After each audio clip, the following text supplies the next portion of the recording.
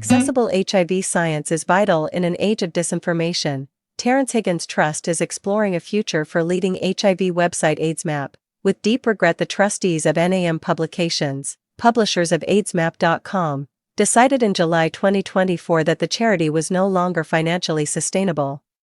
While honoring their commitment to staff, partners, and service users, the trustees set about ensuring a longevity for the assets AIDSmap had built up over 4 decades. HIV Lens, which maps the impact of HIV across England, was transferred to National AIDS Trust. Proposals were sought to host AIDSmap.com alongside the other resources developed by the organization.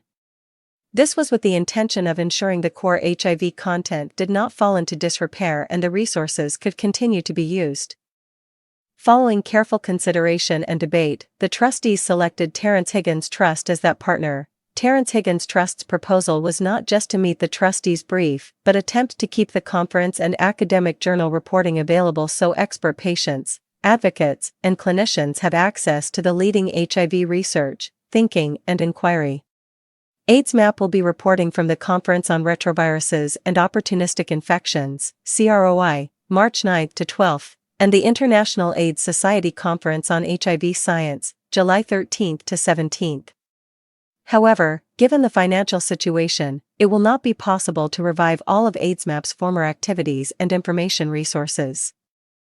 The new stewards of AIDSmap.com will work with pharmaceutical companies and other potential funders to find a long-term solution to providing the information the HIV sector needs to support people living with HIV and end new HIV cases by 2030.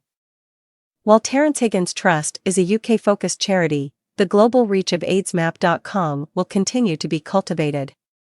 The site will draw upon a diverse range of writers from the global north and the global south, something that has been greatly improved in recent years and must be maintained. Jonathan McShane, chair of trustees at Terence Higgins Trust, said, "The work of AIDSmap is something everyone in our sector respects and appreciates, and something expert advocates and clinicians will continue to need if we are to reduce inequalities and end new HIV cases by 2030.